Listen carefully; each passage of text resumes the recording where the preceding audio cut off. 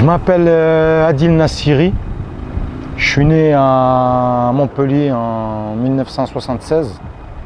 J'ai grandi à Montpellier, j'ai eu toute mon enfance à Montpellier et je me suis impliqué depuis déjà tout jeune à Montpellier, déjà dans les années 80 quand j'habitais à la cité Phobos avec l'association, la JPPN, Association Jeunes Phobos Payette Nord, qui existe toujours d'ailleurs, dans lesquelles on a commencé nos premières implications sociales, d'insertion et de loisirs. Et après ce parcours, on a commencé à intégrer d'autres mouvements comme la CIMAD. Et c'est avec la CIMAD où on a commencé dans les années 96 à s'impliquer contre la double peine, sur ces personnes à l'époque qui commettaient un délit, qui payaient leurs dettes en faisant leur peine de prison et juste après ils se retrouvaient avec un QTF. Et ils étaient expulsés. Donc on avait commencé par cette lutte-là, la lutte contre la double peine. Ensuite on a intégré le MIB, le mouvement de l'immigration et des banlieues, juste après en 97, qu'eux nous ont accompagnés justement et qui nous ont donné les outils et qui nous avaient expliqué à l'époque qu'on était dans un pays de droit et qu'on avait ce moyen qui était magnifique, cette constitution, le droit à manifester, le droit à s'impliquer pour faire valoir ses droits.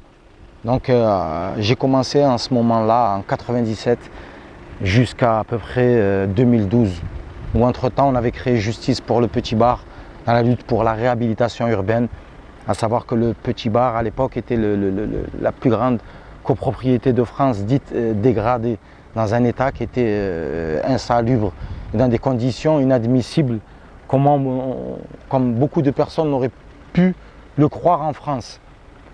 Donc on a été impliqué pendant plusieurs années sur ce lourd dossier où on a pu au final gagner cette bataille et faire réhabiliter la totalité de cette copropriété qui était endettée. Après j'ai continué dans ce sens-là en 2012, après je suis venu dans mon quartier à La Payette pour m'impliquer plus dans ce que j'avais pu apprendre sur la réhabilitation, sur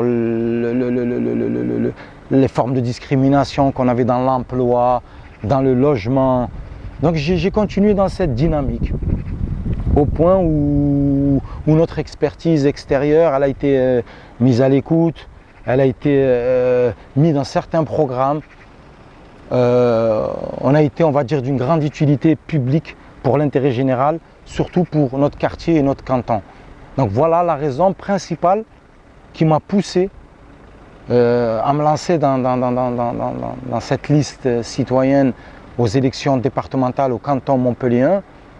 On me l'avait déjà proposé avant, mais j'avais jamais d'idéologie politique, j'ai jamais voulu me mettre en politique ou adhérer à une liste parce que je suis de ces personnes qui sont contre les listes étiquetées partis politiques parce qu'on ne défend qu'un intérêt et des principes qui sont dus à leur parti. On oublie l'intérêt général, citoyen, des personnes qui peuvent être français, titre de séjour, abstentionnistes. Donc tous ces citoyens qui vivent dans ce territoire où on n'est pas obligé de dépendre d'une étiquette politique pour faire valoir ses droits.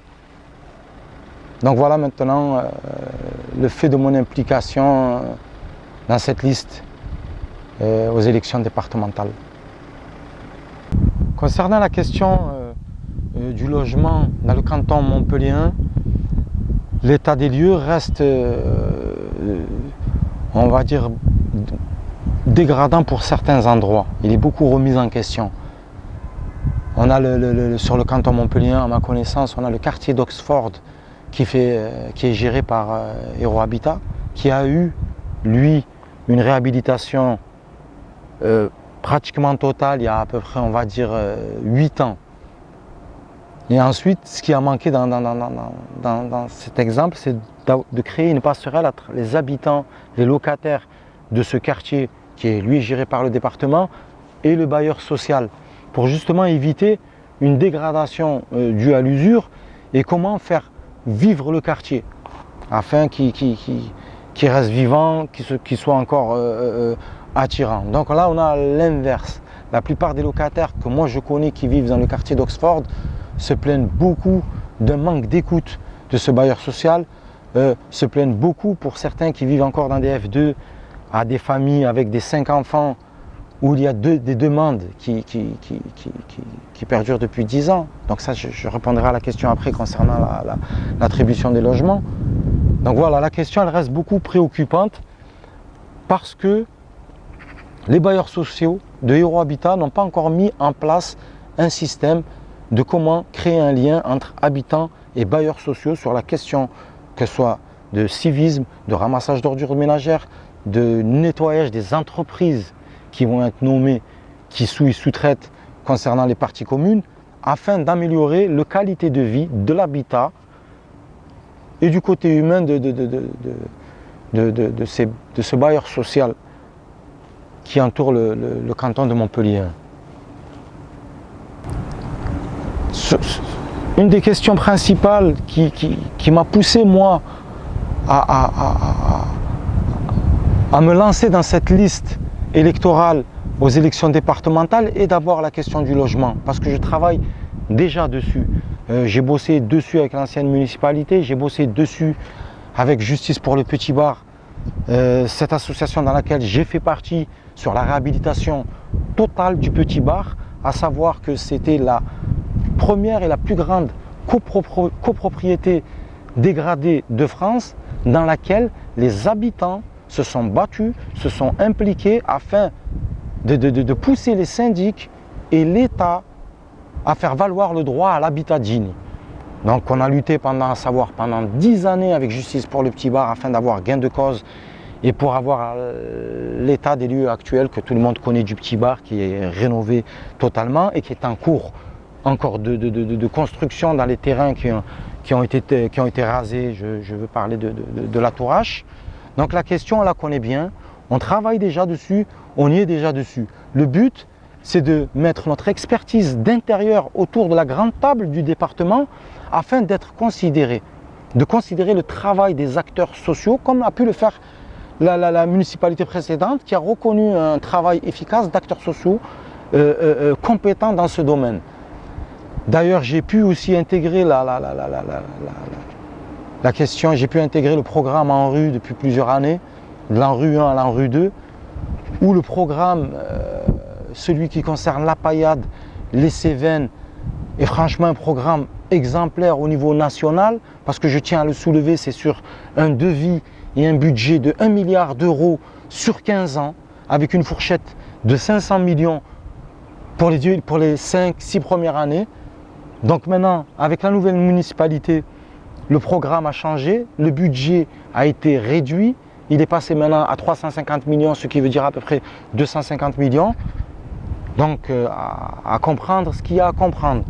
Donc voilà le fait qu'on va pouvoir, si nous sommes élus, remettre la question importante de la concertation des locataires, des habitants, ceux qui vivent dans ces lieux et ceux qui ont leur expertise d'intérieur afin d'améliorer notre qualité de vie, notre qualité dans l'habitat. Je tiens à le souligner, en 2021, hélas, où cette question du logement préoccupe la plupart des habitants du canton Montpellier. À savoir que dans les compétences du département, il y a aussi le respect du patrimoine et l'écologie. Il faut savoir que le canton montpelliérain est un des plus beaux cantons de Montpellier. Parmi les 6 cantons, on a un espace naturel incroyable, on a un parc naturel impressionnant, parce qu'à savoir que Malbosc, qui fait partie du canton montpelliérain, la paillade qui a été créée dans les années 60, sont situées et ont été construites dans des vignes. Et on a encore certains vallées qui ont pu encore garder leur aspect naturel.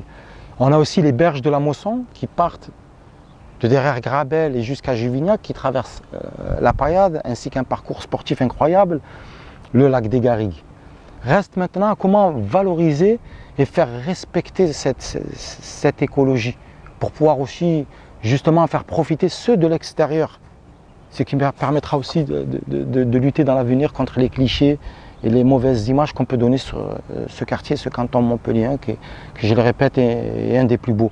Donc nous, on va devoir défendre ça aussi, car on a aussi ces connaissances. C'est un des plus grands quartiers où il y a le plus de jardins partagés à Montpellier, de comment ils ont été développés, de comment on peut les développer plus, de comment on peut mener et financer une campagne de civisme avec les enfants, les collèges, les habitants, pouvoir respecter leur lieu, de comment les inciter à mieux respecter la nature et à leur donner la conscience de l'importance que ça peut avoir et comment ça peut être bénéfique dans l'avenir. Et valoriser cette richesse qu'on a dans l'avenir. Donc on va répondre à cette question parce qu'elle n'est pas encore mise en pratique. On a la nature, on a tout ce qui est naturel, mais on n'a pas son respect. Et on n'a pas sa valorisation justement du département ou de la municipalité mise en place, alors que malgré ça, ils promettent écologie, monde des merveilles. On n'a pas eu un seul arbre planté depuis 1 an. Donc nous, on en est capable. On en est capable par ces citoyens qui veulent donner de leur image et qui sont aussi écologiques dans la simplicité, mais pas dans l'exagération. Donc nous espérons faire impliquer les citoyens davantage dans cette question qui est le respect du patrimoine du canton Montpellier. Alors pourquoi agir ensemble?